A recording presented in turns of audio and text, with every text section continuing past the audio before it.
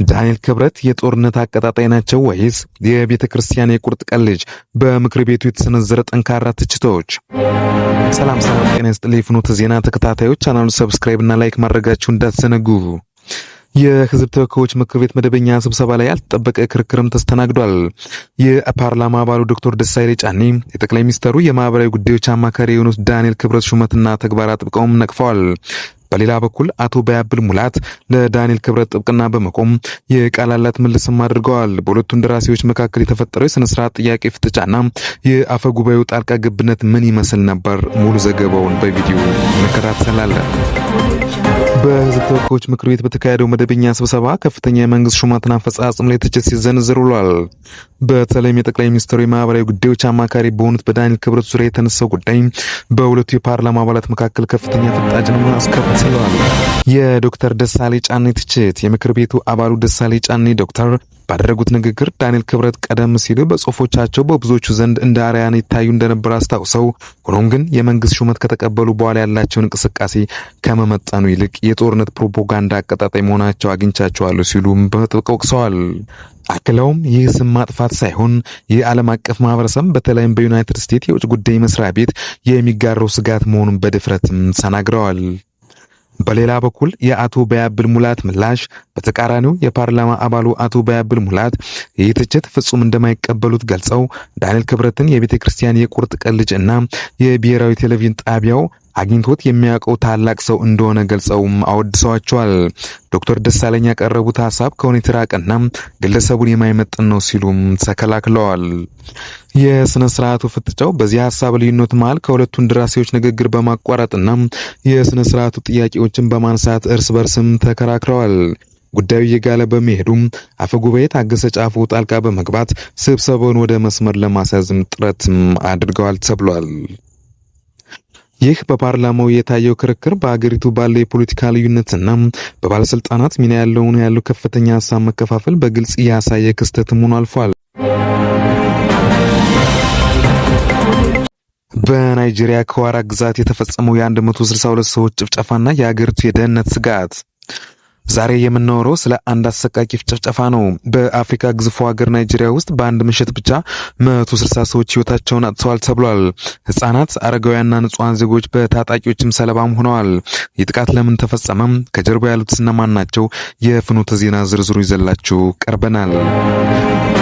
ውድ የፍኖተ ዜና ተከታታዮች በናይጄሪያ ከዋራ ግዛት የተከሰተውን አሰቃቂ እልቂትና የሀገሪቱን ወቅታዊ ሁኔታ በጥልቀት እንመለከታለን። በቀይ መስቀል የከዋራ ግዛት ጸሐፊ ባባ ኦሞ አዮዴጂ እንደተናገሩት እስካሁን 162 አስክሬኖች ተገኝተዋልም ብሏል። ፍለጋው ገና ስላልተጠናቀቀም ቁጥሩ ሊጨምር እንደሚችልና ከዚህም ሊያሻቅብ እንደሚችልም ገልጸዋል። ጥቃቱ የተፈጸመው ባለፈው ማክሰኞ ምሽት ሲሆን ታጣቂዎቹ መንደሮችን በድንገት በመውረር በሰላማዊ ሰዎች ላይ ተኩስም ከፍተዋል ብለዋል። የሀገሪቱ ጦር ቀደም ብሎ በሽብርተኞች መደበቂያ ላይ ጥቃትም ሰንዝሮ ነበረ። ታጣቂዎቹ ይህንን ጥቃት እንደ በቀል በመጠቀም ንጹሃን ላይም አውርደውታል። የክልሉ አስተዳዳሪ ንግግር አብዱራህማን አብዱረዛቅ ጥቃቱን የፍሬዎች እርምጃ ሲሉም ጠርሰውታል። መንግስት በሽብርተኞች ላይ የጀመረውን ዘመቻ እንደማያቆም ገልጸዋል። ፖሊስ በበኩሉም ጥቃቱን ቢያረጋግጥም የሟች ቁጥር በአሃዝ ለመግለጽ መቸገሩ የመንግስት መረጃ ክፍተትን ያሳያልም ተብሏል። ሽፍታ የሚባሉ ቡድኖች በናይጄሪያ ውስጥ በሰፊው ይንቀሳቀሳሉ። ሰዎችን እያገቱ ክፍያ መጠየቅ፣ መንደሮችን መዝረፍና ማቃጠል የተለመደም ሆኖ መጥቷል። በሀገሪቱ ያለ የጦር መሳሪያ ስርጭት ለእነዚህ ቡድኖች መጠናከርም ትልቅ አስተዋጽኦ አድርጓል ይላሉ ምሁራን። በሌላ በኩል በናይጄሪያ የራስ ምታት የሆኑት ቦኮ ሃራምና አይስዋፕ በሰሜን ምስራቅ ናይጄሪያ የሚንቀሳቀሱት የጂሃዲስት ቡድኖች በሀገሪቱ ደህንነት ላይ ትልቅ ስጋትም ናቸውም ተብሏል። በመካከለኛው ናይጄሪያ በአርሶ አደሮችና በከብት አርቢዎች መካከል የሚከሰተው ግጭት ወደ ሃይማኖትና ብሔር ግጭት እየተቀየረም የሀገሪቱን እያደማትም ይገኛል ተብሏል።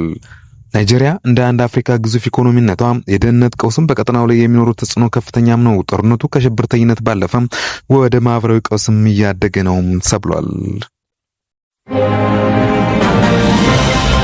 በሌላ ዜና ሳውዲ አረቢያ በሚሊዮን ለሚቆጠሩ ግመሎች ፓስፖርት ታድል ነው።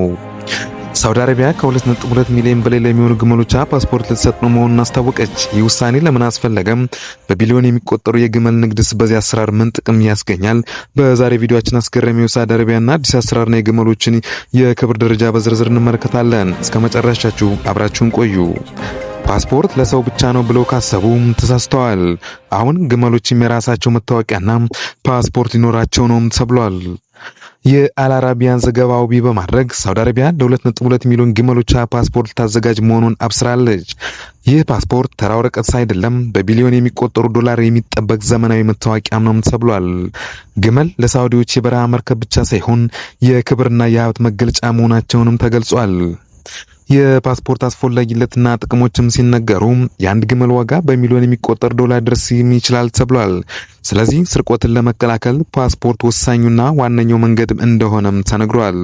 በሌላ በኩል የጤና ክትትል ለማድረግም የግመሎቹ የክትባት ታሪክና የጤና ሁኔታ በፓስፖርት ውስጥ ይመዘገባልም ተብሏል። ይህ ደግሞ በድንበር ተሻጋሪ ንግድና እምነትንም ይፈጥራል ተብሏል። በሌላ በኩል በየዓመቱ በቢሊዮን የሚቆጠር ዶላር ሽልማት በሚሰጥባቸው ውድድሮች ላይ እንደ ቦቶክስ ወይም ሰው ሰራሽ መስመሪያም የሚጠቀሙ አጭበርባሪዎችም ለመለየት ያስችላል ተብሏል። የፓስፖርት ቴክኖሎጂውስ እንዴት ይሰራል ወይም ይረዳል ለሚባለው በማይክሮቺፕ እያንዳንዱ ግመል በቆዳው ስር የሚቀበር የራሱ መለያ ቺፕ ይኖረዋልም ተብሏል። ፓስፖርቱ ከዚህ ቺፕ ጋር በተገናኘ መረጃም እንደሚይዝ ነው ባለስልጣኑ የገለጹት። በዲጂታል ዳታቤዝ መንግስት በአገሪቱ ያሉትን ሁሉንም ግመሎች ቁጥር፣ ዝርያና ባለቤትን በኮምፒውተር መቆጣጠር ያስችለዋል ተብሏል። የሳውዲ ቪዥን 2030 ይህ አሰራር በአገሪቱ ባህላዊ ቅርሶችን ወደ ዘመናዊ ኢኮኖሚ ዘርፍ ለመቀየር የያዘችው እቅድ አካል መሆኑም እንደ ኢትዮጵያ፣ ሶማሊያና ሱዳን ያሉ ግመል በብዛት ያላቸው ሀገራት ከዚህ ምን ይማራሉ? የባህል እሴቶች በቴክኖሎጂ ማዘመን ያለው ጠቀሜታና ማጠቃለል ምን ያመለክታል? እናንተስ የኛ ሀገር ከብቶች ወይም እንስሳት እንደዚህ አይነት ፓስፖርት አሰራር ቢኖራቸው ምን ይመስላችኋል? ከብቶቻችን በዘመናዊ መንገድ ብናስተዳድር ምን ጥቅምስ እናገኛለን?